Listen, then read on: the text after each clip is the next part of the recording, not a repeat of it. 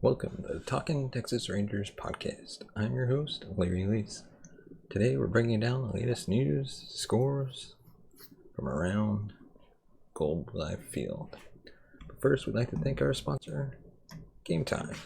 Game Time is your source for last-minute tickets to all major events, whether it's the Dallas Cowboys, your Texas Rangers, or the Dallas Mavericks, or everybody in between.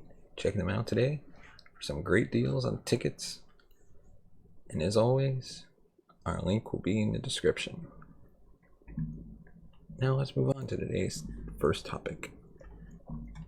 Who's hot, who's not for week 2? Well, that was a very long week of watching AL West teams shine. The Rangers got slaughtered by the Angels and the Mariners this week, and it's nothing to be happy about if you're a fan. With all the money that we sunk into the offseason this past offseason, you'd think we could average more than 2 runs a game. But here's who made the who's who, or who's hot, who's not list for week 2 of the season. Starting off, Jonah Heim. Basically the only bright side of the Rangers week. He hit a grand slam off of ace pitcher Shohei Ohtani. Here it comes, and that ball is hit well. Deep out to right, and it's gone!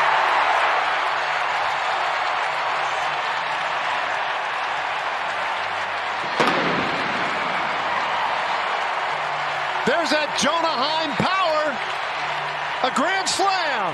Was the first he's given up since being in the MLB. That's a pretty big feat and deserves to be recognized on the Who's Hot list. Sam Huff. Huff crushed a 500-foot home run in Round Rock this week that hit off the scoreboard in center field. It just stinks that he plays catcher. We have no room for him on the Rangers roster right now. Hopefully he will get called up this season if there's an injury to Mitch Garver or Jonah Heim. Hey, perhaps we can ship Mitch Garver off. Yeah, I know, we spent money on him.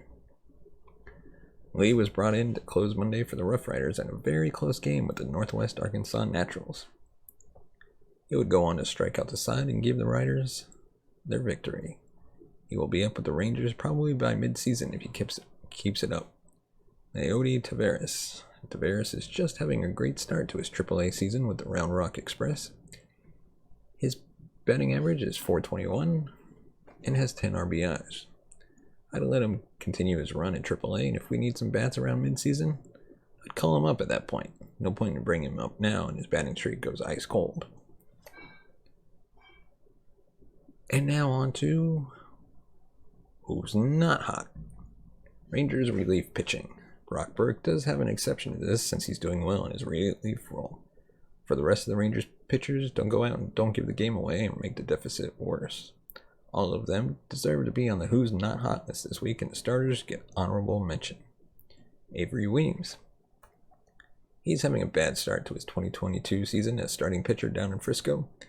Weems has made 3 starts for the Rough Riders and has posted a 14.29 ERA so far this season. Giving up 9 runs, and 3 starts is not a great way to make an impression if you want to get promoted to AAA. And now on to our next topic. Share my thoughts of our recent 2-0 Rangers loss. It was a bullpen game. Essentially, Garrett Richards was announced as the opener after Spencer Howard had been announced as the starter a couple days ago. But they each threw 2 innings apiece and had about the same number of pitches. Richard allowed a couple of singles to start the game, but got a fly out to escape the first unscathed and allowed just a Nick Allen walk in the second. Spencer Howard, newly activated from the injured list, had a really nice third, starting and ending the inning with a strikeout with a Tony Kemp fly out in between. Howard also had a pair of strikeouts in the 4th, which is good. On the bad side, he allowed a leadoff single, a 104.3 mile per hour line drive from Seth Brown that fortunately found a glove, and then a 107 mile per hour, no doubt about it, home run to Stephen Piscotty. Howard touched 97 miles per hour with his fastball, struck out 4 of the 9 batters he faced, and generated 7 swinging strikes and 39 pitches, which is all good and helps illustrate why the Rangers like him. He also allowed an average exit velocity over 100 miles per hour on the balls in play, which illustrates the problem with Howard. Albert Abreu came in for the 5th and walked 3 of the 4 batters he faced, illustrating why the Yankees gave him to Texas for Jose Trevino.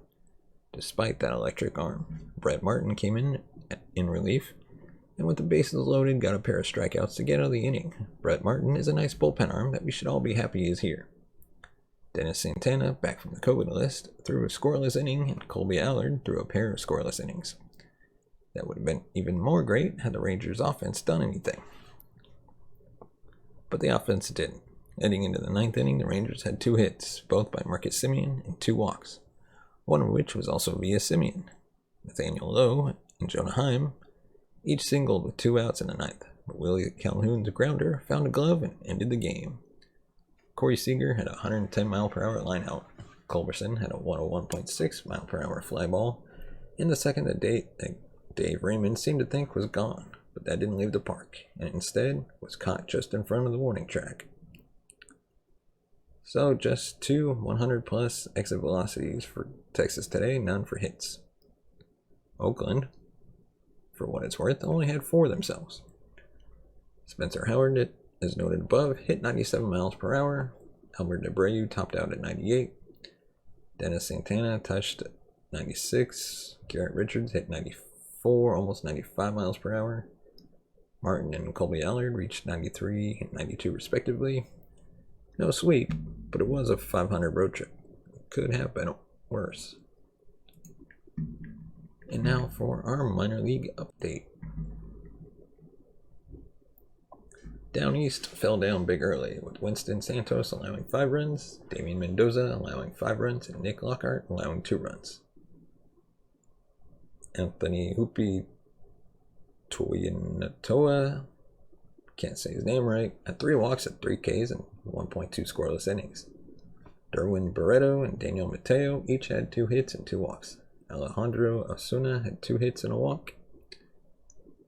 Hickory won 1-0 behind a strong start from TK Roby, who walked 2 and allowed 3 hits in 5 innings, striking out 5.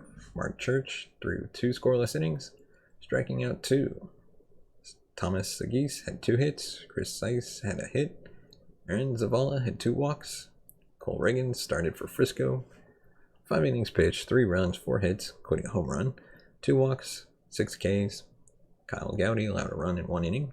Chase Lee threw 1.1 scoreless innings. Jonathan Ornelas homered. Dustin Harris had a walk and a double. Justin Foscue doubled. Ezekiel Duran singled. AJ Alexi started for Round Rock and had command issues. It appears, apparently, Alexi needed 82 pitches to go 3 innings, allowing just 2 runs on 5 hits and 5 walks, along with a wild pitch. Striking out 6, Jason Barr also allowed 2 runs on 5 hits and 3 innings, but walked 1 and struck out 5.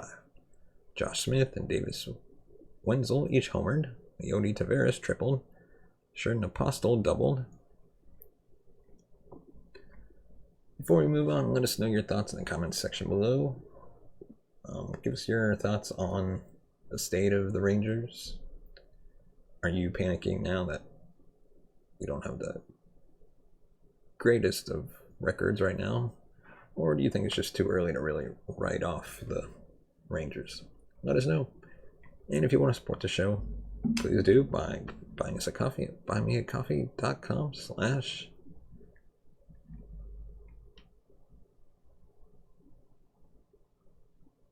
or apologies.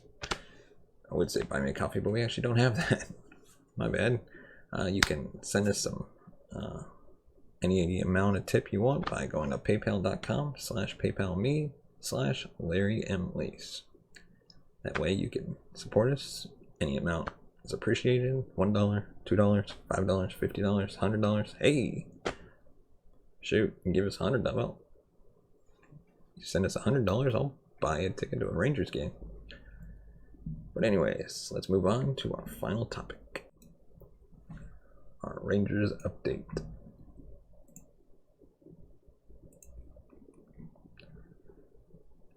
Kennedy, excuse me. Despite a solid return to the mound, one mistake pitch doomed Spencer Howard and halted the Texas Rangers' chance at a sweep in Oakland. Marcus Simeon's bat was trending up while Mitch Garver remains mired in a slump. Despite a solid return to the mound, one mistake pitch doomed Spencer Howard and halted the Rangers' chance at a sweep in Oakland. Only an outfield collision can halt Bubba Thompson, as the 2017 first-rounder needed stitches above his left eye following a red-hot start in AAA. And now on to our final topic. Take a look back at April stats, shall we? It hasn't been a good opening month of 2022 for the Rangers. Point blank, we couldn't stop the article. After that, we won't, of course. Instead, we'll dive into some small sample sizes from the month of April. Starting the season out slow isn't what any Rangers fan, player, or coach had in mind after the team spent over $500 million in free agency during the offseason. Expectations were higher, but not quite at contention level, rather somewhere in the middle, 70 to 80 wins. That plan has kind of gone off the rails so far. Let's give some overreactions to statistics from April, shall we? Marcus Simeon's 476 OPS. Look, it's not pretty. I know. One of the Rangers' newest superstars signed to a mega 7-year contract worth $175 million is not produced at his MVP caliber level. That 476 OPS is proof in the pudding, but we know Simeon is better than that. With a career OPS of 765, that 476 is bound to rise, especially as he keeps getting more at-bats. There isn't a player on this team, if not in all of baseball, that works harder than Simeon does. While it might be difficult to replicate his MVP-type season with the Blue Jays last season, there's no doubt Simeon can rebound and become a potent bat for this lineup once again. It's all just a matter of time. And then we have the team ERA of 6.09. Yes, that number is real. Your eyes don't deceive you. This pitching staff has been nothing short of horrendous to begin 2022. That 6.09 staff ERA is the worst in baseball. And unfortunately, things don't seem to be getting any better. For starters, top free agent addition, I should say, John Gray has just made 2 starts, sandwiched in between an IL stint and one forthcoming. Dane Dunning, Taylor Hearn, Spencer Howard, and Martin Perez have also been lackluster, not only struggling to provide length in games, but also giving up gobs of runs, forcing an improved lineup to constantly have to play behind. That would explain a lot of this ugly start to the 2022 season for the Texas Rangers squad. Making matters worse, the bullpen is prone to surrender any lead the lineup gives them. There's just no sure thing on this pitching staff. Well, except for maybe Brock Burke. All I can say is that there's no way this bad clip is sustainable all season. But maybe we shouldn't expect much improvement anytime soon either. Now next, Jonah Heim, better than Mitch Garver? Yeah, that's not a question we would think to be asking at any point this season, but here we are. Jonah Heim is hitting better than Mitch Garver is so far. Garver, of course, was acquired from the Minnesota Twins for Isaiah Kiner-Falefa and pitching prospect Ronnie Henriquez as the Rangers sought to upgrade behind the plate. It's early yet, but the offensive mind catcher has an uninspiring 535 OPS. That's in comparison to Jonah Heim's 1.067 mark. Heim is not only killing the ball right now, but he's also an excellent defender and pitch framer. At age 26, maybe this is the year he puts it all together and becomes the catcher of the now and the future for the Texas Rangers. And finally, the Rangers' .250 winning percentage so far. Yeah, no sugarcoating this one. Texas hasn't done much winning to begin the year, but sitting at this low of a winning percentage, there's simply too much talent on this team to believe they'll stay this bad all season. Corey Seager and Marcus Simeon are 2 superstars who man the middle of this infield. This offense has guys that can hit, and the pitching staff, while vastly underperforming, will eventually get reinforcements like Jonathan Hernandez and Jose Leclerc in the bullpen, and potentially adding prospects Cole Winn to the rotation down the road. Maybe it was the shortened spring training that has messed with these players' routines, but I have to imagine the Rangers will eventually pick up the pace. Well, to the point where they do meet their expected win total of around 70 to 75 games.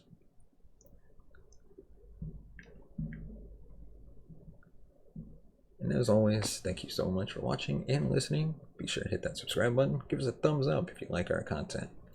And as always, we'll see you next time.